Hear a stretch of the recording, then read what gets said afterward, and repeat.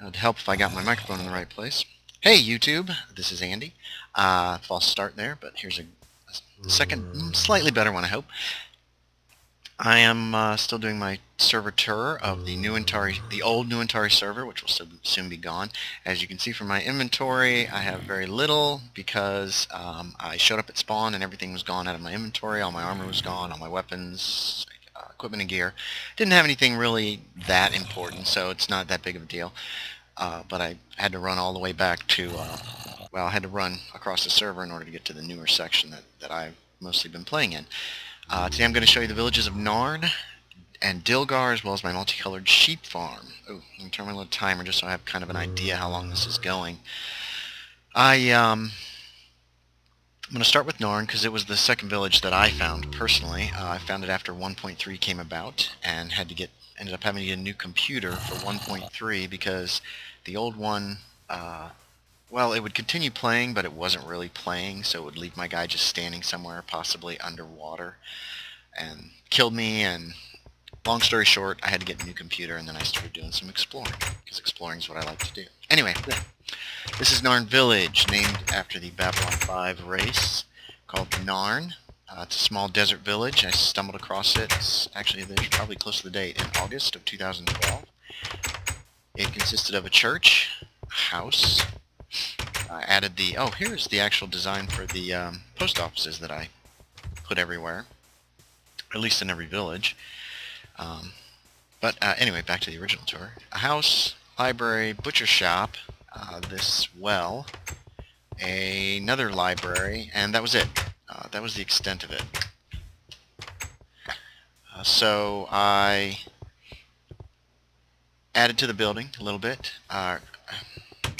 added to the village a little bit, and then, hold on, gotta let the dog out.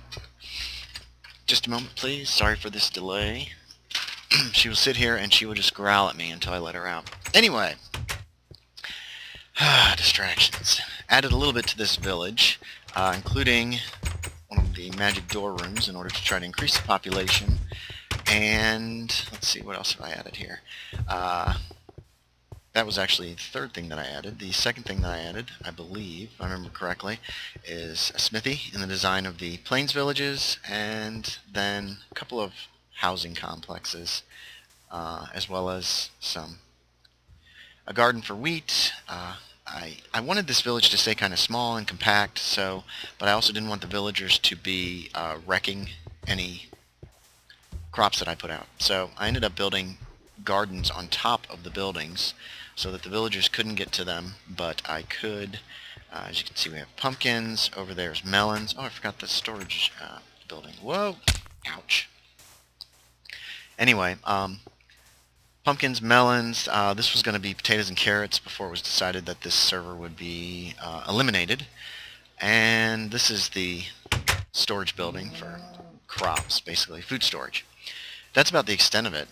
To the south here, in that direction, there's a skeleton spawner that Adam set up. Really nice looking, very well done. To the west over this way, you can just see the portal house. I'm going to head over this way. Stay in place.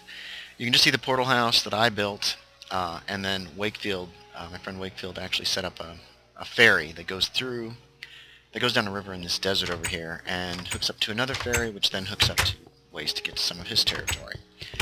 I think that's about it. Oh, as you can see, I also added a chanting table and turned this place kind of into my house. So that's it. I'm going to pause the video here. We're going to head through portals to the north and go check out the village of Dilgar and my multicolored sheep farm, and possibly the village of Cactus Spring, which my friend Adam had set up. So, be right back.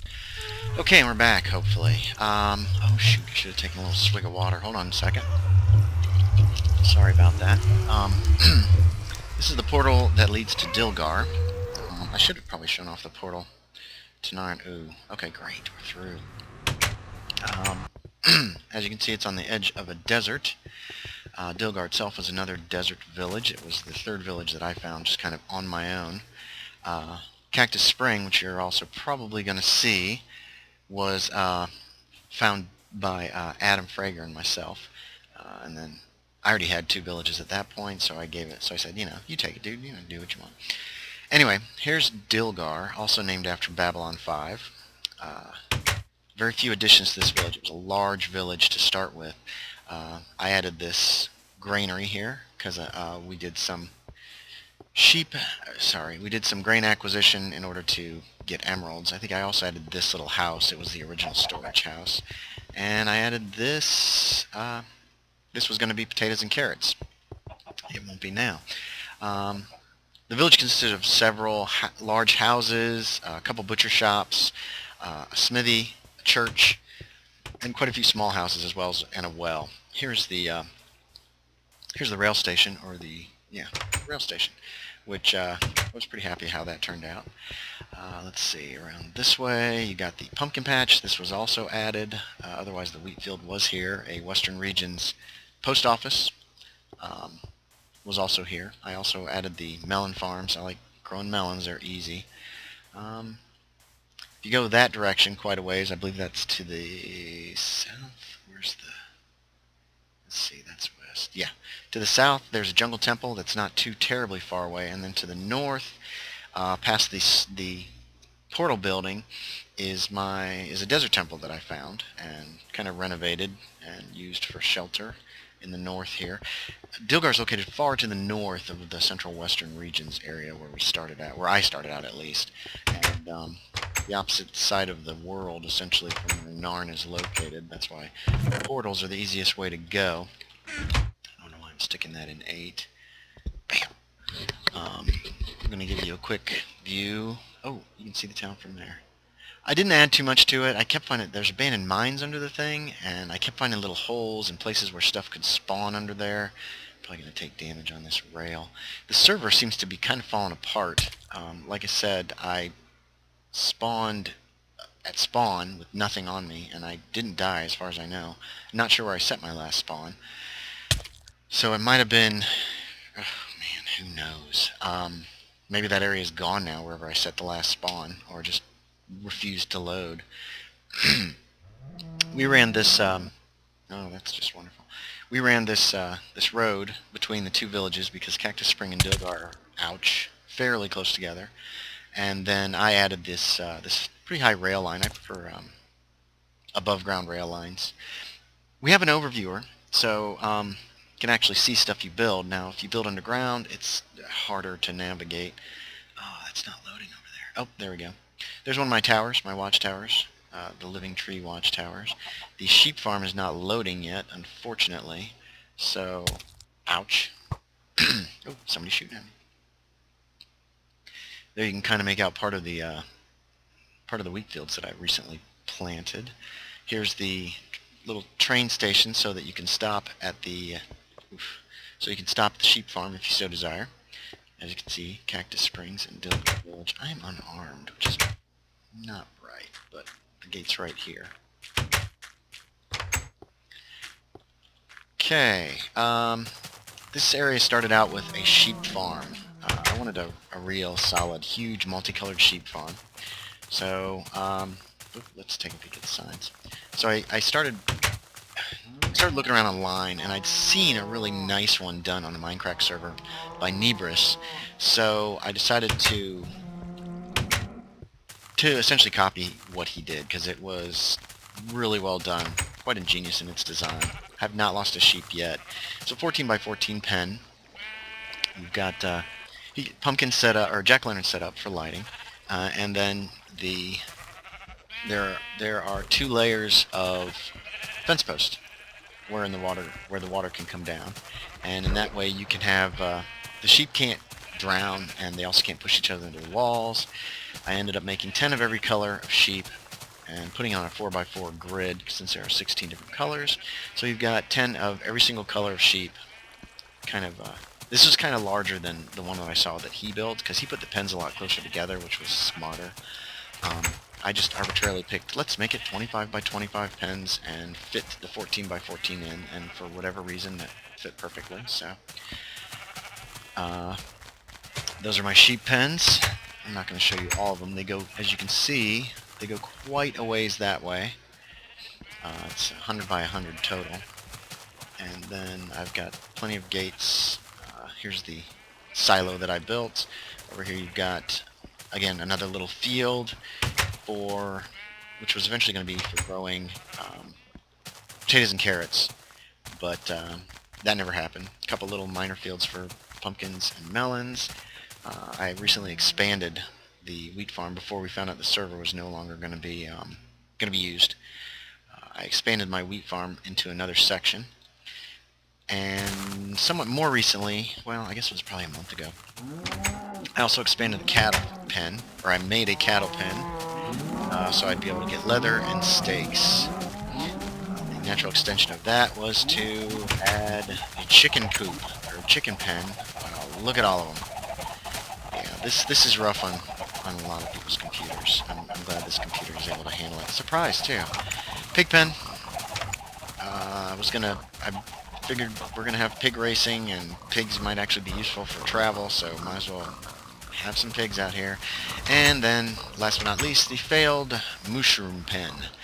When I built this, I didn't realize that you had to get mushrooms. What did I put over there? Huh. Thought I fixed that. Well, I don't have a bucket on me. Anyway, I thought you could get mushrooms by putting cattle in an area where they could only eat the mycelium. I was told just after I finished building the pen that it doesn't work that way. You can only get mushrooms in the mushroom biome. So I said, meh. And here's the farmhouse that I built, which I like this farmhouse. I like this design. It's simple, but it's efficient. Let's see if I can get over here. Ended up with quite a bit of wool. Very disappointed that it won't be of any use to anybody. Oh, everything's out of my ender chest too. That's weird. Huh. Everything else seems fine here. What? I wonder why everything's gone from the ender chest. There wasn't much in here. A few items. I wonder if my home is just gone. If the South Hill is completely obliterated. I'll find out. I'll check it after. I'm going to take you guys real quick, and we're going to take a look at Cactus Spring, which is Adams, and then I will end this video. It should be about 15, maybe 20 minutes long tops, I'm hoping. Bam. You can get, oh, there's a nice view of the farm. Well, a very quick one. Over this way, you can just make out the chateau that I built. No, yeah, this is the chateau. It's a very large building. You can't quite see it. There it is. Again, based on the design that I saw. Good Paws and those guys playing Mine Z. There's a neat little village up in the mountains on one of the servers, and really liked how the buildings looked and decided to see if I could make them, and turned out I could. I hate that. Yeah, the server is having some issues. There's Cactus Spring. It was another desert village. I was with Adam when we found it, and like I said, I already had, oh, this is awful. I already had a couple of villages, so I didn't see the need for, and Adam had one, Eternia, which if this server holds together, then I'm going to actually take you guys and check that out maybe tomorrow. Well, it started out with just these buildings here. There's a library, butcher shop. I believe this was just a house. I turned it into the enchanting house. There was a house here, and there was a couple houses over that way. Yeah, this turned out to the house that we ended up sharing. I added the post office. Adam has added a forge, I believe. You could see that if it was working. So I believe he calls this the Cactus Springs Forge. He added this big building. I think this is like a doctor's office. Medicine and healing. We were all going to add healing chests with golden apples and weakness potions for just in case any villagers got infected. He put a smooth stone wall around his. Let's see. Real quick. There we go. He also had to add the church. There was no church in this town, so he built one using the same design. We're actually going to go on top of the church so you can take a look. I'm not sure what this building is. Adam tends to build buildings and decide what they are after they're done. I usually try to figure out what I want it to be. Nope, he never added. That's okay. His villagers don't come over Okay, I guess you can't get a very good look at the town. There's the portal tower that he built. I liked the design, and so I made my portal buildings kind of similar. So, anyway, that's it for the tour of the north. These are the areas that these are the only areas that have really been developed, except for, like I said, the chateau, which is over in the hills that way somewhere. And it's not much to look at. It's just a neat little building. So I'm going to call it quits on this video. Thanks for watching. If you liked it, please subscribe or comment or rate the video. I'm still new at this, so, you know, kind words. And hope you guys enjoyed it. I am going to head back for my house at South Hill and see if it still exists, or try to figure out why my ender chest is apparently empty. That's it. And maybe they're all empty for everybody. Maybe that's just part of the server being shut down or falling apart. Anyway, thanks for watching. I went a little over the time I wanted to go over, but thanks again, and I hopefully will see you guys soon.